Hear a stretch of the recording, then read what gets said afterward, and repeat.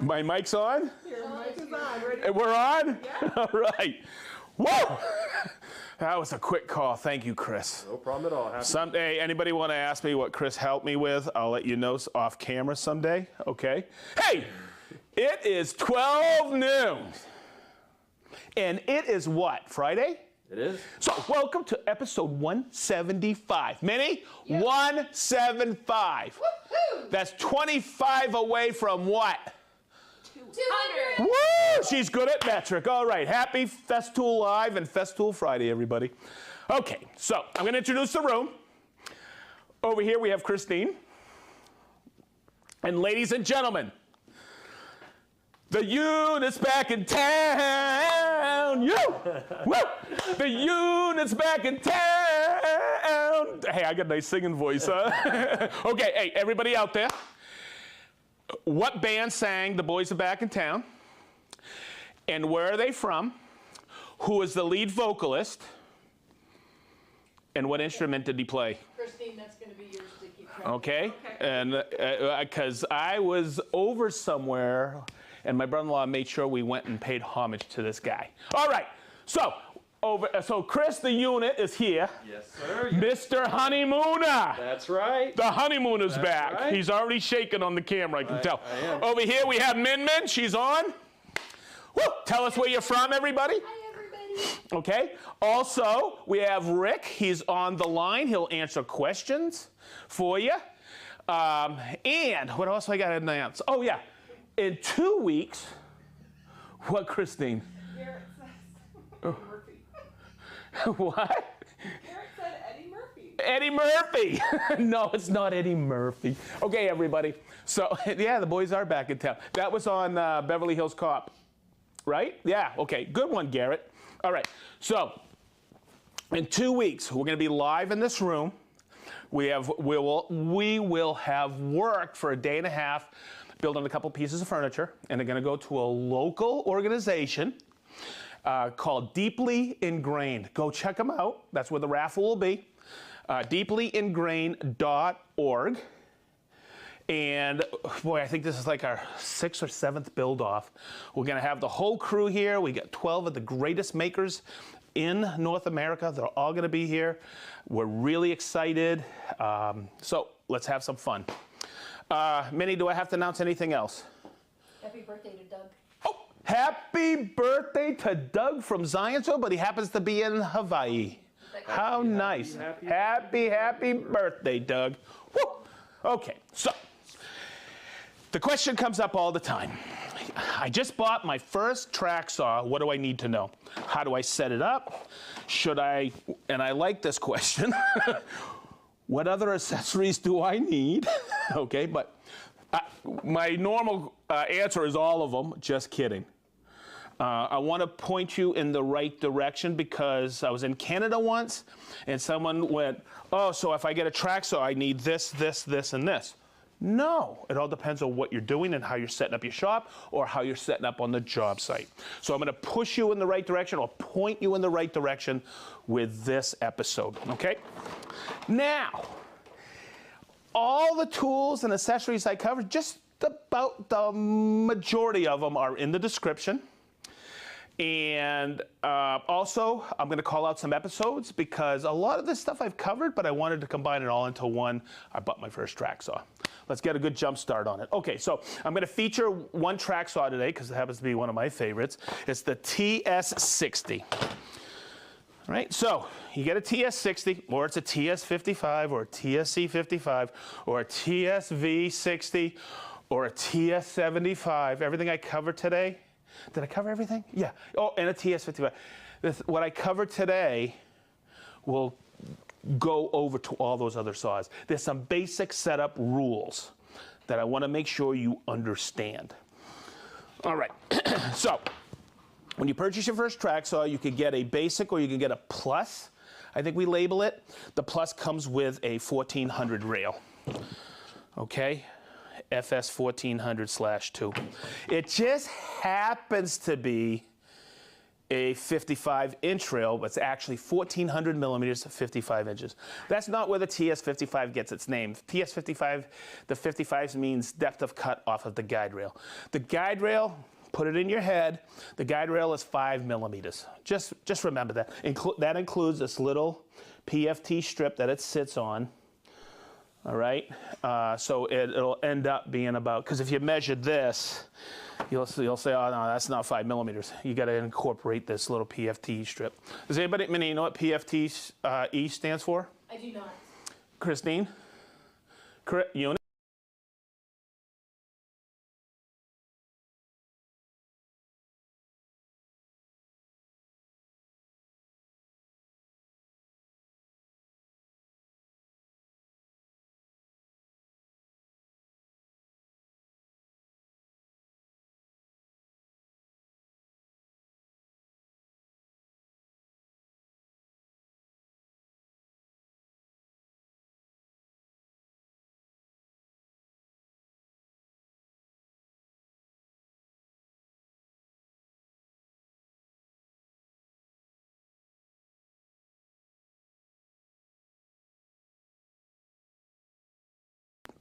Was I saying polyfluorotetraethylene? I think so. Yeah? Yeah, I think so. How you doing? I'm good. You? Remember when I used to get stressed out on this? I remember. We're good. Hey, you can hear me? Yep. Okay, so hopefully you understand it's polyfluorotetraethylene. I don't know where I left off. Oh my God, hey Minnie, it took me 175 episodes not to wig out when we froze. I'm so proud. Isn't it amazing? So proud. Huh? So I'm starting to get used to this process. Hey, Mom! Okay, so, about your first track saw. There are so many, not so many, there are just some basic steps to take. You got to get the track, okay? You have to have a track for the track saw to run on it, but you got to look at how you order it, because now we offer some basic kits where they don't come with a track. So this is the 1400 track. I'm going to turn it around. You're going to see. I'll define it. These are the PFT strips. These are the neoprene strips. This gives it that anti-movement, okay? You can clamp it. This, you'll see how wide it is. It protrudes out here. You have to cut your splinter gad. That's what gives you the splinter-free cut. So one of the things when I set up the saw, okay, well, I'm going to take a step back. Hey, look, this is a step back, all right? So, Unit, you missed me. I did miss I know you did. Okay. All right, let's get back to it. Okay, so this is the blade that comes with the TS60. It's a 42-tooth blade, 168 millimeter. Okay, but hopefully we get this on camera. It comes with this protective coating, and that's a good thing because of the high quality steel that we have. This will protect it in shipping in different climates. Now you don't have to do this, but I always do this. I take it off and I clean it with a cleaner. I let it dry, and then I put on a spray protectant that doesn't have silicone in it. And there's a variety of ones out there. That's the first thing I do, because that has a tendency sometimes to get a little gummy over time. So I've cleaned my blade first. Now what I want to do is, let's get in here, Unit, okay? You're gonna notice this. And this is the thing I like the TS60, because people used to say, oh, I can't get my fingers in there to tighten the cams. But what I do is, and hopefully you can hear this, okay, there's a little wobble in there. So think of this. I gotta cut the splinter gad the first time. And if there's a little wobble, that track saw is going down like this. Okay, so you want to knock out the lateral tolerance. So if I come in here and I tighten these all the way up, it doesn't move, barely, okay? And I slowly loosen it and I check it like this. So there's no movement laterally, but I still can run it smoothly. Okay, that guarantees me that it won't wobble down there. And when I cut this splinter gad, it will mirror that front tooth of the TS60 or TS55 or 75. Oh, good. So next thing I'm going to do is I'm going to flip it around and I'm going to cut it. But I want to, now, whew, when I first came to Festool, there was a whole bunch of people that say, oh, you have to cut it supported on material. Okay? So for the first year of Festool, I was cutting it. You have to support the material. Then all of a sudden, I cut it, not supported, off of the material, which I'm going to do today. Guess what? You still get a quality cut every time you put it on something. You still get a splinter-free cut. What I'm going to do is I'm going to set it over here. Now, this is the TS60. I'm going to loosen this up just a bit more so I don't have any slop still, but I'm still doing this. And what I'm going to do is I'm going to set it right here. I'm going to plug it in. Remember, it's a hard wire with a 60. Easy peasy. I'm going to put it in here, go like this. I'm going to take my dust extractor. Now, this is something I always do because I used to, before we had this one that turns a 30, used to turn a 45, I take this off, and there's a little arrow right here. I usually highlight it in white, and there's an arrow here, so when I push this on, this bayonet style, I turn it, the hose won't come off. I put it on here first, and then I put it on the machine just like that. Now, the other thing I do, and I think you've seen me do this in all the Festool Lives, I do this. I wrap that cord and hose around my arm. That way there, when I'm cutting, it doesn't catch on anything. Okay, next, I'm going to make sure it's on auto, it's plugged in, we're good.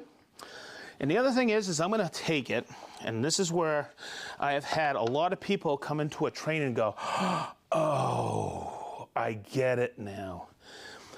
So hopefully we can see this. See these two cams? They're on this rib. What I always will show everybody is I don't start it here. I start it with both of the cams on the rib. Are we getting that? Okay, because what, if one of these cams is off, it's not going to be true to the saw here. Okay, so I always start it back here, and I'll start it up. I'm going to go full cut. Hopefully I don't cut my STM.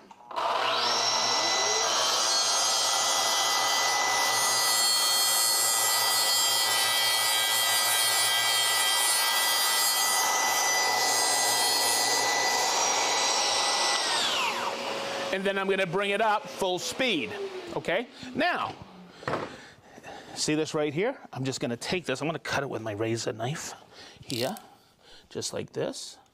Bam, okay? And what I'm going to do is I like saving these. I'm just kidding. It's a good necklace. It's a good That's for you, unit. Okay, good. Can you tell I missed them? All right. Okay, so let's look at this. And this came about when somebody came into training and said, why isn't your splinter guard cut all the way through? And the reason, and I said, it's not supposed to be, because you have to have both cams on the rail when you cut. And he kind of went, I get it now. All right, because one cam off, you don't have the wobble. Now, you can do it if you want, but what you'll see on all my rails is I always put this as my line up here in case I connect them. That's my lineup mark, and that's my lineup mark. Okay, when I'm lining it up on what? My cut line, so I get a perfect splinter-free cut. I'm gonna set this over here for later. Wow, so that's how you cut the splinter guard. All right, we call it marrying the saw to the rail. Next, I'm gonna do the same thing with this, and I'm gonna make another cut. And this will get you jump started using the system. I'm going to cut this one, but you know what I'm going to do? I'm going to cut a little bit off the plywood, and I'll cut it on the plywood because I want to show you this. This is something that I do almost 3 or 4 times a week. I'm just going to set it like that. Now, I call these, when someone's new with a track saw, I will always talk about safety. And I call these training wheels. And the reason I do that is this is something you may have not used, okay? And you have to get used to it. If I take that track saw and I put it on there, you know those neoprene strips I told you about? This won't move. I don't want to say I guarantee it, but it hasn't moved with me. When I bought my first track saw in 2004, I was cutting all day long with the track saw. It was an ATF 55, and I had no movement. But then I was cutting a lot of melamine with it. I was straight line ripping it before I put it through my table saw.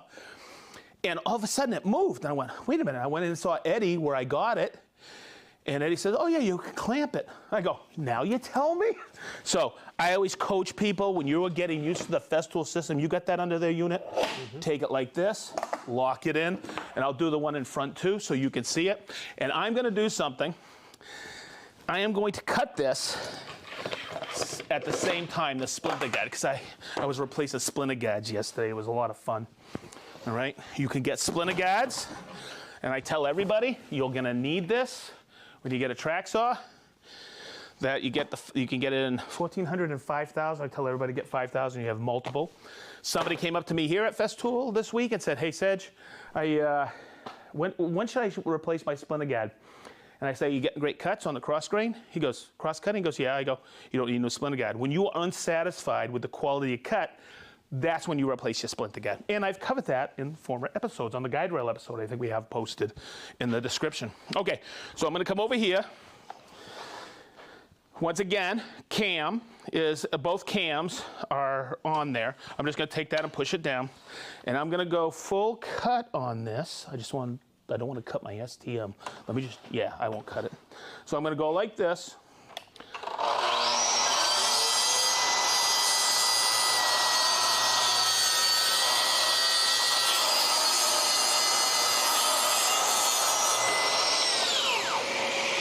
Maybe I won't cut all the way down.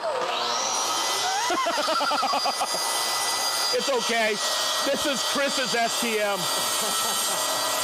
Okay, so can you hear me on the video? I just want to point something out. I don't want to go and make a cut without showing you this. See how I'm cutting behind the saw? I don't cut to the side. I cut behind it. That way there I'm perfectly in line. And then I come all the way down, and I bring it up.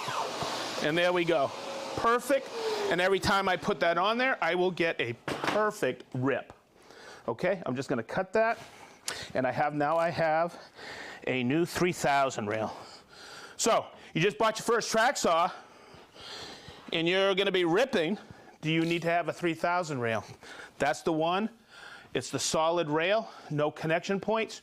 It's the one I will always tell people to get if you don't want to connect rails. But that doesn't fit in your Toyota, does it? Or your Camry? Or your Vespa? So what you want to do is you might want to combine rails. So I'm going to get this out of here. I'm going to stand it up. And I'm going to have you come over here, Chris, and I'm going to show you how to connect rails, which I just happen to have it right here. Okay, it's pretty simple. And I've been showing you quite a few accessories already. I'm gonna show you how you can get it all in one deal. So I'm gonna loosen these here, and I'm gonna loosen these. There's 2 connectors to connect the reels, not one. And you have these. These have been so innovative because it used to be this style, and both pieces were like this, and they didn't spread, because I would always coach people, what matters is if these 2 ribs align up perfectly. So you're guaranteed that. And when you look at it, it tells you here, this is the first one. It goes underneath. You have these little hex screws. And when you turn it, it puts what? It puts the rails perfectly in line. What this one is, it says number 2, you do that secondary, that's the stiffener. Because what happens when I put this together like this, okay, if I just do one, there's a chance it may shift ever so slightly.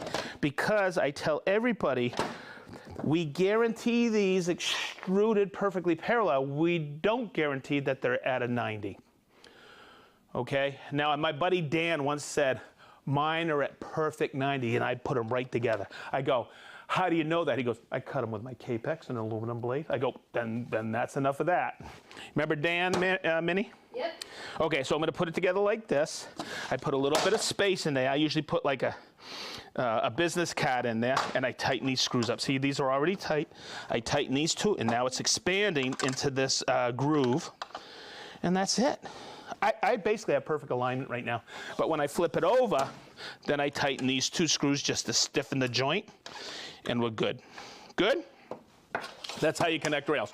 So my suggestion is this. When you buy the Plus version, you get the solid 1400 rail that we just put together, okay? We just cut. I would suggest get this one, okay?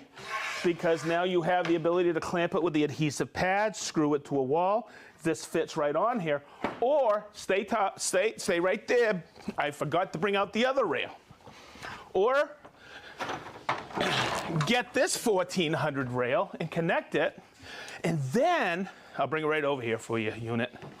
See this right here? It has all these holes. Okay, those are for the 32 millimeter boring system we have, so you can build kitchens with it. You need a 1010 router or a 1400 router, and we've done 2 or 3 episodes on the LR32 system. And if you watch those videos, I call this the Holy Rail. By the way, I did that many so I could see Christine laugh. Oh, good job. Yeah, because Christine, you'll never be in search of the Holy Rail.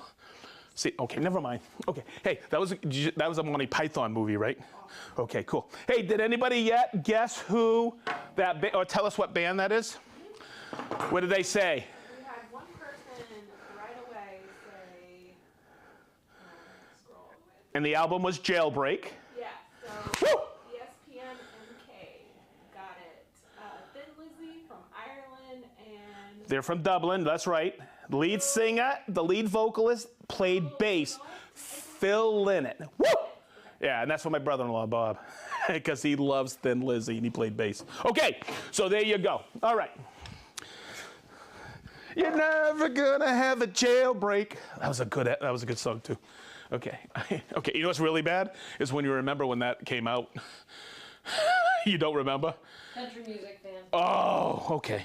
Chris, Sorry. Chris, I'll put all of this to the side for you. thank You're welcome. I know you do macrame with it. Yep. Okay. All right. Okay. Okay. So that was ripping. Now, I'm not going to go in depth on this. In fact, I'm just going to show you. Someone will say, hey, that's great. I got a perfectly ripped edge. I don't have a table saw. But I will suggest, please go back and look at the episode that we posted. I don't want to go too much in depth. I got too much to cover with you today. But these are the Festool parallel guides. Now, I'm going to do this. When you go and look to purchase these, okay, you have the parallel guides. They're sold in a pair. Okay, and this is what I wanted to coach you on. Those are the parallel guides. Those are your stops. I show you how to use these perfectly. And these right here are the extensions. That lets you cut anything less than 7 1/4 inches. The width. So if you have to do 1 millimeter rips for what? Not band, but curved work, okay, laminations, you can do it with the Festool system. Okay, but here is the coaching I want to give you on this. They're in metric or imperial. That's the first one. When you purchase these, you could purchase them individual. Buy them as a set, and you save some good coin on that. So I'll point you in that direction, okay? So there you go. Good, good. Those are the parallel guides. What I really wanted to talk about today is, I already talked about ripping. By the way, sorry about this. What the Festool parallel guides do, they act like a table saw fence on a table saw. These allow you to get perfect, I mean perfect, repetitive rips. So all these cabinets back here are ripped 400 millimeters in depth for these Cis AZ drawers and a nailer in back, okay? I ripped all of that center section all at once, and both of these side sections in different. They all, in different sessions, they all came together perfect because I used the Festool parallel guides. And I've been using them, since 2009, I think it is. Rick will tell you, because I remember the day those came out. So doesn't Rick. Okay, now, here we go. So I'm in Canada once. I got to tell you this story. And someone goes, and I alluded to it earlier, and he goes, oh my God, that's like the best crosscut I've ever seen. He goes, so I want to get the Festool system. I was showing him the TS75, and he goes, so I need the 75. I know I need the dust extractor. And he goes, I got to buy the crosscut station, this table. And I go, you can, but listen, you can, wherever you mark your board, let's go over here. Let's talk about cross-cutting, okay? Cross-cutting is going across the grain, okay? So I could do this. Chris, can you angle in here? I could do this, watch. I can make a mark here and a mark here, and I could take that because I've taken the saw and mirrored the saw to the rail by cutting the splinter guide. I could take that, put it right there and right there, and make my cut, and cut it perfectly splinter free, right? And he went, oh, so I don't need the MFT table. I go, I'd like to get you one, but it's not necessary. For me, I think it's necessary because I got repetition. I could cut all kinds of crazy repetitive angles. Plus, I use it with my router weekly. It's amazing. Okay, so what I'm going to do is I'm going to have you back up, Chris, because I want to show you cross-cutting with a TS60. I'm going to unplug over here and plug it into my other dust extractor. Woo, man. Whew. Chris, how you doing? You doing okay? Oh, you sure? Yeah. Okay, you remembering how to do this stuff? Slowly but surely. Okay, good man. Okay, let me undo this. I'm gonna be careful because I don't know if we're gonna go back over that way. I'm gonna plug into another dust extractor here. You know why? Because I can. Okay, so let's get the hose there. Wow, Minnie, you're already on the second board? I am. There's a lot of people. How many people are on the line right now? 191. Wow, this is great. It's because Chris is back. Yep. Yep. Chris is back in town. Okay, so what I'm gonna do is I'm gonna talk about this now. And remember I mentioned earlier there's a set with all the top accessories. You got a couple clamps in there. This is the FS. What is it called? This is the FS/2 set. I always call this the guide rail sustainer or guide rail set. It comes with what? It comes with one of these. This is a hose and cord deflector, and it keeps the hose and cord from catching. It comes with one of those. It comes with what? The two connectors. It comes with two clamps. It comes with this $800 hex key. Just kidding. 5mm in that size there. Okay, for what? Your connectors. I believe it's 3mm. Okay, but it also comes with this rail clamp. And yes, we've done an episode on this whole sustainer, and this predominantly because I cover every aspect of this. So I don't want to be repetitive on this. I think that's the key word today, repetitive. Okay, but when you put this on, and you have all your detents in here, okay, and hopefully you can hear this, but I'm going to put it at 0. And see, it just went into the detent, and I'm going to lock it in. I'm going to come over here, and this is that clamp right there. I'm going to take it like this, slide it like this. You see that little key that goes in there? I slide it all the way, and what I'm going to do is I'm going to take it. So I want a 90 on here, and this is what's nice. This part here is thinner than 3/4 material or 18mm material, so I could take that fully supported, and I'm going to bring it right over here. So Chris, I know I told you to behave around those cords. I don't want you to trip. I've tripped enough. Okay, now, one thing I'm going to do is I'm going to set the depth on this. That's because it's on the rail where it says FS. I'm going to set it to about 25mm. I know this is 18mm. I'm going to come here. Guys, remember, gals, remember, I always wrap the cord. I don't want it to catch on anything, and I just hold it in position like this.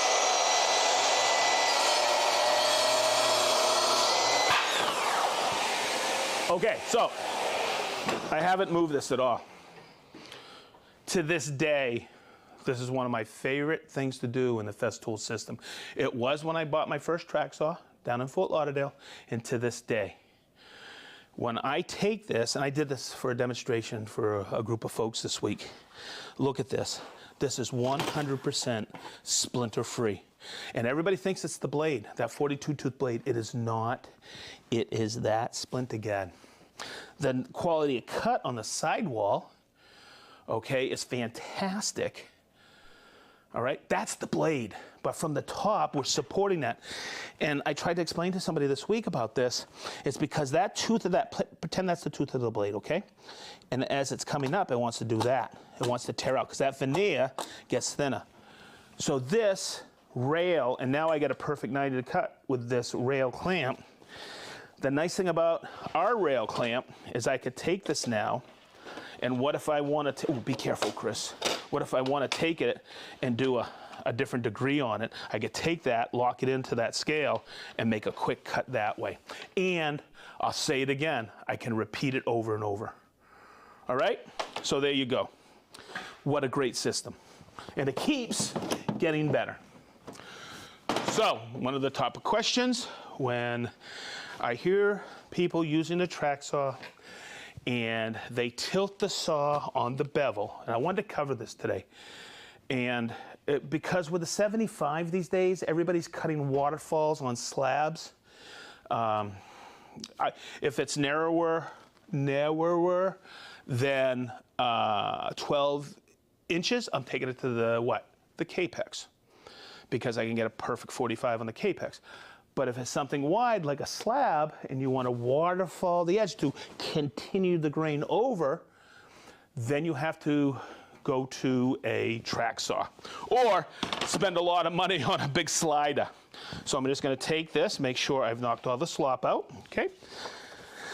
All right, so the first thing we do, there's two knobs here, okay? And you know what? I'm going to take it and I'm going to bring it to 45. You see how I have a positive stop there? And I'm going to lock it in. Now, if I took this and started cutting with this, I want you to key in right here, Chris. Okay? If I start cutting with this, what's happening? It's coming off that rib. So think about this. If you're using a saw and you're cutting something and you're going like this, and this came about years and years ago, somebody told me, come in here, Chris, they were getting a flat spot on their bevel. You should have a beautiful 45-degree point on that. What was happening is the way they were using the saw, okay? They were using it like this, and it was rocking as they cut. So what I always suggest is my hand is on the sole here. I'm gonna add a little bit of depth on here, okay? And it's simple. I'll just do this. Yes, you get a little dust on here, big deal. Okay, but let me make the cut, okay? I don't have any movement here. Watch out, Chris.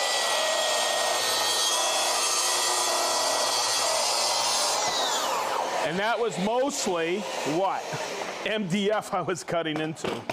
But what I want to do is take this up, and you're going to see, and this is where you also have to be quite careful, because I used to demonstrate this with melamine, and I'd go, look at that perfect cut, and I would go like that. And I can't tell you how many times I would cut myself, because that is a beautiful shear cut. And look, 0.0 split. Oh, I should have cleaned my nails. 0.0 tear out. That is on a 45 on veneered cabinet grade plywood. And that's an amazing cut. To this day, it still gives me chills when I cut with the track saw. Whew. How'd I do? More than perfect. I think I covered everything. I did put something else out. I want to cover it really quick. Come over here, Chris. Because now we have a TS60. By the way, that blade's 168 millimeters. It fits on the Sustainer saw, the CSC 50. Okay, I took this off another 60 today. That goes right here. Okay, now I would hear this all the time, and someone said, man, and this was way back when the blades were 2.2 millimeter, and people go, hey, my saw seems a little underpowered. I go, well, what are you doing? I'm ripping 6/4 maple, rock hard maple. I go, what blade do you have on there? They go, you can buy different blades for the track saw? Okay, and back then, that 2.2 millimeter thick blade was what? Was 48 teeth. That's too many teeth. So if you have a table saw, what do you put on when you're ripping hard lumber like that? Thick lumber. You're putting on a 24-tooth flat raker. Okay? But people didn't know we had ripping blades. And that's what I want to point out. This is when you see the ripping blade, it's always a panther blade, and that's a 14-tooth blade. Yep, 14 tooth. Oh, everything is always labeled out on there. That's right here, see? Right there, 168, 1.8, and it has the number of teeth. There's one that's in between the two, and that's your 28 tooth. And you notice they're all yellow? That means they're for wood. Then we come over here. Are you okay, Chris? Great. You hanging in? I'm okay. I'm just zooming. Then we have red. It's for plastics, laminates. It says it right there, laminate. We have them for what? Aluminum, non-ferrous metals, and we have them for cementatious material. I guess that's the right way. Cap composite material that has, concrete in it. Hattie board, that stuff. That's what that blade for. They're all carbide except for this one. This is polycrystalline diamond. All right, and it's a 4-toother. All right, so there you go. And usually a green mark on all our blades. By that way, that transfers to Capex blades, 75 blades, jigsaw blades. We color code everything, so it's a quick reference for you to see what you need. Whew. Okay, I think I've covered everything. Probably Rick's covered everything on the line for us. I think I'm good to go with the names, Minnie. You're still writing? I'm good. Okay, so, where's Travis? We had Travis as our board mover last week. Is that right? Yeah, he was great, yeah. Yeah, for sure. Okay, so let's call everybody out. By the way, I had fun. That was fun doing that. I love cutting with the track saw. Okay, here we go. We have Monty from Canton, Connecticut. Why is he sorry? I'm sorry. I said Ohio last week. Oh, it's Canton, Connecticut. Hey, Monty, how are you? We have Fish and Doogie from Lancaster, PA.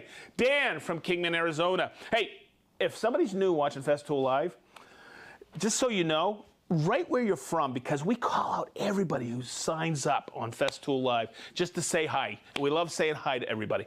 We have, did I say Dan from Kingman yet? Nope. Hi, Dan from Kingman, Arizona. We have Matt from Tinley Park, Illinois. We have Rimfer from Tan Greasio. Yeah. Is that okay? Got it. We have Peter. I think Minnie's throwing up all kinds of letters up there, consonants and vowels, just to mess with me. We have Peter Halley. Thank you, Peter, for all you do on the Festool Owners Group. You're the best. We have Sandy from Prince Frederick, Maryland. We have Johnny O from Atco, New Jersey. We have Dave. Hey, guys, it's Dave and who? Gwen from West Virginia. Hey, Gwen. Hey, Dave.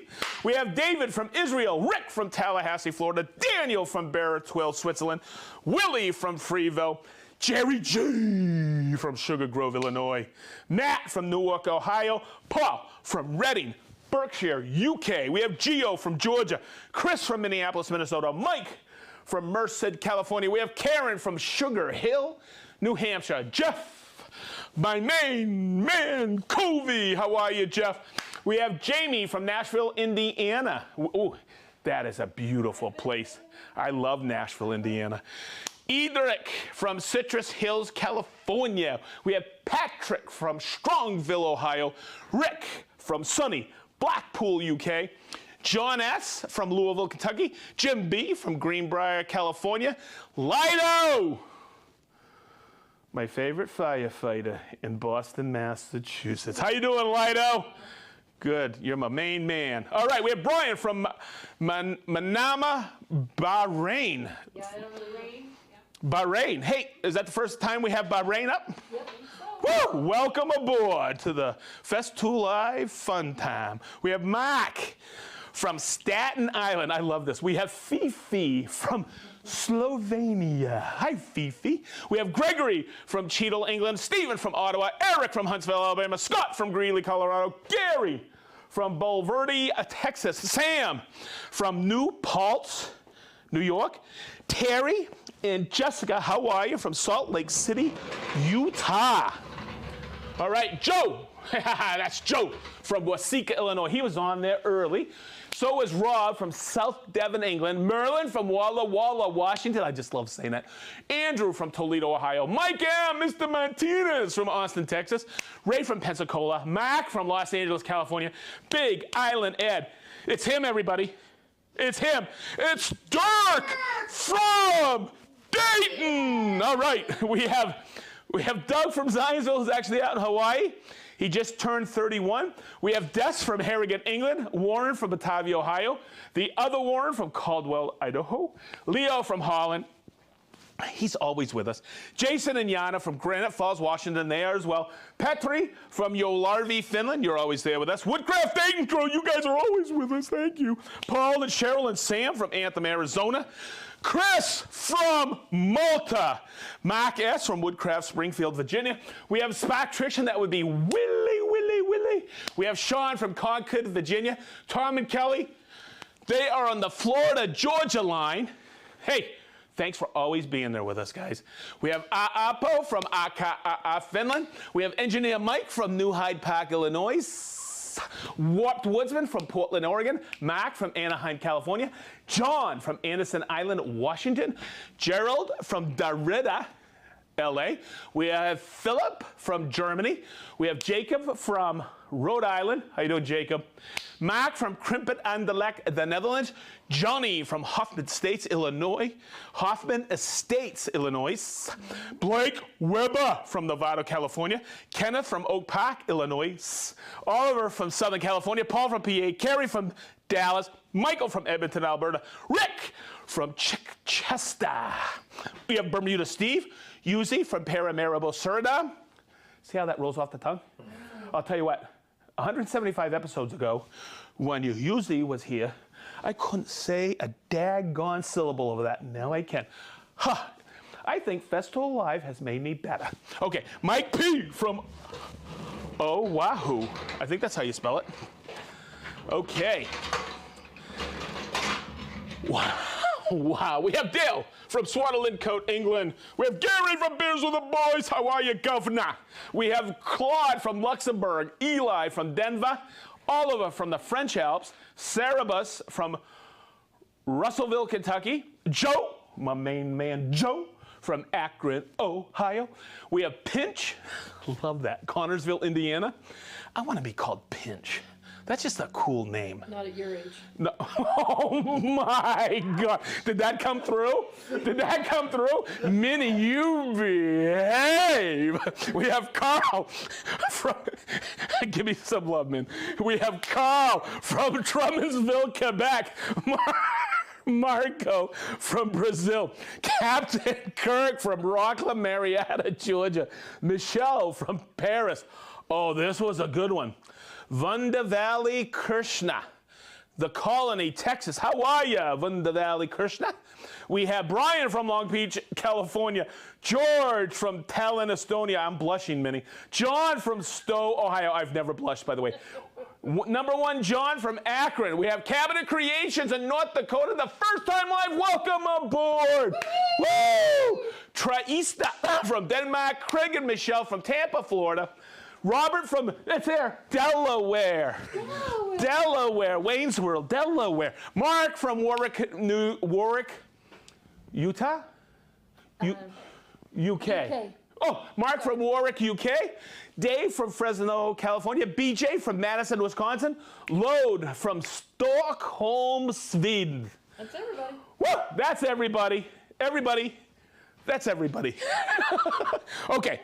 Hopefully this was an informative Festool Live, episode 175. I'm going to say it again. Go check out deeplyingrained.org. It's a great organization. Go check it out because that's who we're working with for the build-off 2024. I said it. We love you. Thank you for being part of Festool Live. We really I had a great time today, but it's great having Christine here, Rick on the line, and Minnie. Garrett. and the unit's back in town. Woo! Okay, everybody, have a great weekend. Have a chill weekend, and we will see you next week right here at 12 noon on Friday for the 176th episode of Festool Live. That's a wrap.